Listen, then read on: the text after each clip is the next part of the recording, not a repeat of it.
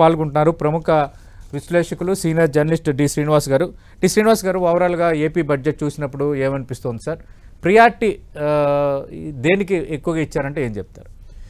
సతీష్ గారు, మీకు 10 టీవీ వీక్షకులకు అందరికీ గుడ్ ఆఫ్టర్నూన్. నమస్తే సార్. ఇది మరి యువ ఆర్థిక మంత్రి పయ్యావుల కేశవ్ మూడో బడ్జెట్. ఆర్థిక మంత్రిగా అనుభవం ఉన్నటువంటి ముఖ్యమంత్రి చంద్రబాబు ఆధ్వర్యంలో తీసుకున్నటువంటి బడ్జెట్. కేశవ్ మాటల్లోనే చెబితే గూగుల్ డేటా ఒప్పందాన్ని ఏదో బాహుబలి ఒప్పందం అన్నారు. అంటే ఇది బాహుబలి బడ్జెట్. ఎంత? 3,32,000 మరి 205 కోట్లు. 3,32,205 కోట్లు అంటే బాహుబలి బడ్జెట్. అంటే డెవలప్మెంట్లో మరి వీళ్ళు బాహుబలిగా చూపించాలా? వెల్ఫేర్లో బాహుబలిగా చూపిస్తేనే ఈ బాహుబలి బడ్జెట్, లేకపోతే ఈ బాహుబలి ప్రభుత్వం అందామా? ఇది మరి సత్ఫలితాలని ఇస్తుందన్నమాట. దీనిలో వచ్చేసరికి మీరు చెప్పారు, రెవెన్యూ వ్యయం 2,56,143 కోట్లు పెట్టారు. మూలధన వ్యయం ముఖ్యం. మనకు కావాల్సింది ఏంటంటే ఇక్కడ ఏ బడ్జెట్ అయినా కేంద్ర రాష్ట్ర ప్రభుత్వాలు విఫలమవుతోంది ఇక్కడే. ఎక్కడ capital expenditure Jaganmohan Reddy fail అయింది కూడా అక్కడే. ఇప్పుడు వీళ్ళు ఎంత పెట్టారు? 53,915 కోట్లు పెట్టారు బాహుబలి క్యాపిటల్ ఎక్స్పెండిచర్. అది ఎంత మేర వీళ్ళు మరి ఖర్చు చేస్తారు? ఇది ప్రజల ఆకాంక్ష. ఎందుకంటే ప్రాజెక్టుల పైన, ఇరిగేషన్ ప్రాజెక్ట్స్, లేకపోతే పేదల ఇళ్ల నిర్మాణం, లేకపోతే ఈ ఇన్ఫ్రాస్ట్రక్చర్, ఈ రోడ్స్ కావచ్చు, మొత్తం పోర్టులు, ఎయిర్పోర్టులు, వీటన్నిటినీ ఇవాళ తీసుకొస్తే అది సంపద సృష్టి. ఇప్పుడు జీవన ప్రమాణాలు పెరగాలి, పేదరికం తగ్గాలి, పొదుపు శక్తి పెరగాలి. మనకు కావాల్సింది ఏంటంటే ప్రజల యొక్క కొనుగోలు శక్తిని పెంచాలి. దీంట్లో కావాలి బాహుబలి. ఏది? ఈ ప్రభుత్వం ప్రజల పొదుపు శక్తిని బాహుబలిగా పెంచాల్సినటువంటి అవసరం ఉంది. వెల్ఫేర్ తీసుకున్నారు అంటే వీళ్ళు అభివృద్ధి, సంక్షేమం మరి 2 కళ్ళుగా తీసుకున్నటువంటి దీంట్లో వెల్ఫేర్ మీద దగ్గర సతీష్ గారు 91,527 కోట్లు, అంటే 1,00,000 కోట్లు. అంతే సార్, రమారమే అంతే కదా. ఏది? ఇప్పుడు బీసీ వెల్ఫేరే 51,000 కోట్లు పెట్టారు, ఎస్సీ వెల్ఫేర్ మరి 20,000 కోట్లు పెట్టారు, ఎస్టీ ఒక 9,000 కోట్లు, మైనారిటీ ఒక 6,000 కోట్లు, ఈ మహిళలు, వృద్ధులు వీళ్ళకి వచ్చేసరికి మరి ఒక 4,500 కోట్లు. మీరు మొత్తం కలిపితే 91,527 కోట్లు వెల్ఫేర్కి కేటాయించడం ద్వారా వాళ్ళ ప్రాధాన్యత చెప్పకుండానే ఓవరాల్ గా హై ప్రయారిటీ వెల్ఫేర్కి ఇచ్చినట్టే. అంతే కదా, అంతే కేటాయింపు అనేది. ఇప్పుడు మీరు మెన్షన్ చేశారు ఇంట్రోలో కూడా, ఏమని చెప్పారు? పంచాయతీ రాజ్కి 22,942 కోట్లు. అట్లాగే మున్సిపాలిటీస్, ఈ పట్టణాభివృద్ధికి వచ్చేసరికి 14,539 కోట్లు. అంటే మొత్తం చూసుకుంటే అదొక 40,000 కోట్లు పెట్టారు. ఎక్కడ? అర్బన్ రూరల్ డెవలప్మెంట్ మీద. మరి అసలు మీరు ఇంట్రోలో ఫస్ట్ ప్రయారిటీ ఇచ్చిందే విద్యాశాఖ. అవును, ఫస్ట్ మీరు లెక్కలు చెబుతూ విద్యాశాఖ మంత్రినే మీరు మెన్షన్ చేశారు. ఎంత? 32,308 కోట్లతో మరి అటు పంచాయతీరాజ్ శాఖ, ఇటు విద్యాశాఖ. అంటే ఇదంతా మనం సంపద సృష్టిగానే చూడాలి.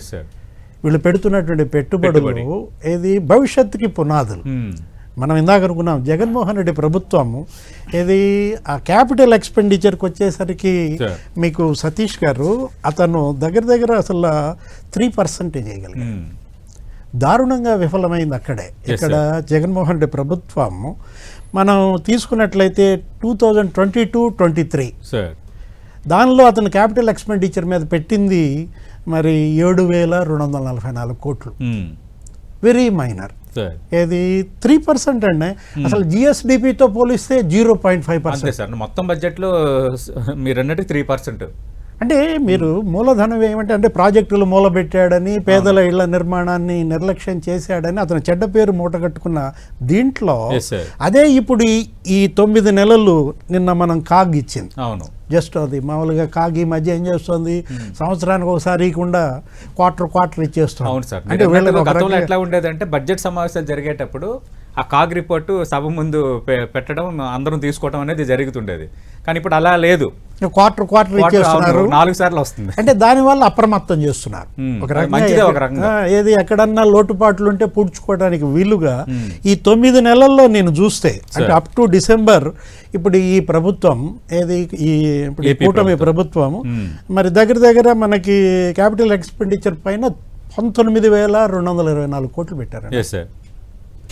అంటే ఒకసారి ఆ 2022-23 జగన్ గవర్నమెంట్ మరి ఆ 7,244 కోట్లకి ఈ 19,224 కోట్లు ఇది 9 నెలలకే. 9 నెలలకే ఒక రకంగా 3 రెట్లు దగ్గర అది 12 నెలలకి. అవును సార్, అది ఏడాదికి 7,240 కోట్లు, ఇది 9 నెలలకే 19,204 కోట్లు. అంటే నెలకి వీళ్ళు క్యాపిటల్ ఎక్స్పెండిచర్ పైన 2,000 కోట్లు ఖర్చు పెడతారు. అంతే సార్.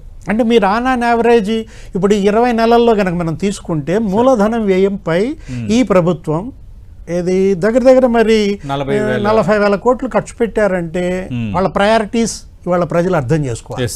ఏది ఇరిగేషన్ ప్రాజెక్టుల పైన పోలవరం పైనే 5,000 కోట్లు ఖర్చు పెట్టారండి. అంటే కేంద్రం ఇస్తోంది, అది వేరే విషయం. హంద్రీ నీవా మీద 4,000 కోట్లు ఖర్చు పెట్టారు. కేవలం హంద్రీ నీవా ప్రాజెక్టు పైన ఈ 20 నెలల్లో 4,000 కోట్లు ఖర్చు పెట్టారంటే ఇప్పుడు ఇది ఒక శుభారంభం. ఏది దీన్ని వీళ్ళు కంటిన్యూ చేయాలి. ఇదే స్పీడ్తో రాబోయే 3 ఏళ్ళు కూడా వాళ్ళు గనక మరి చేయగలిగితే వాళ్ళు అనుకున్నటువంటి సంపద సృష్టి జరుగుతుంది. గతంలో మరి ఆ సంపద చక్రం ధ్వంసమైంది. ఏది ఆ వెల్త్ వీల్ అసలు ధ్వంసం అయిపోయింది. అంటే జగన్మోహన్ రెడ్డి ఏమనుకున్నారు, నేను బటన్లు నొక్కుతున్నా, ఏదో 136 సార్లు బటన్ నొక్కా, లేకపోతే ఎంత ఒక 2,70,000 కోట్లు మీ ఖాతాల్లో వేసా, అందరికి పథకాలు ఇచ్చాము, ఏదో రైతులు అంత ఇచ్చాను వాళ్ళ ఓట్లు ఏమయ్యాయి, మహిళలకు అంత ఇచ్చాను వాళ్ళ ఓట్లు ఏమయ్యాయి అని కూడా ఆయన బాధపడ్డటువంటి పరిస్థితుల్లో ప్రజలు ఇవాళ కోరుకునేది కేవలం బటన్ నొక్కటం కాదు, అది గ్రహించాలా. ఎవరు జగన్మోహన్ రెడ్డి అయినా లేకపోతే భవిష్యత్ పాలకులైనా రాబోయే పార్టీలైనా కూడా ఇవాళ ప్రజలు కోరుకునేది ఏంటి, అటు అభివృద్ధి చేయండి ఇటు సంక్షేమం అందించండి అని కోరుకుంటారు.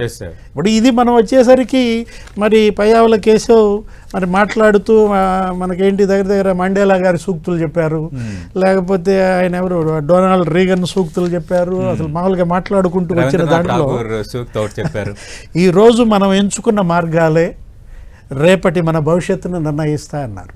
ముగింపు చూసారా? అవును, ఎండింగ్ లో ఈ రోజు మనం ఎంచుకున్న మార్గాలే రేపటి మన భవిష్యత్తుని నిర్ణయిస్తాయి. అంటే రేపటి రాబోయే ఎన్నికల కూటమి ప్రభుత్వ భవిష్యత్తును కూడా నిర్ణయిస్తాయి. వీళ్ళు చేసే ఖర్చు, వీళ్ళు అందించే సంక్షేమమే డిసైడ్ చేస్తారు సార్, డిసైడింగ్ ఫ్యాక్టర్ అవుతుంది.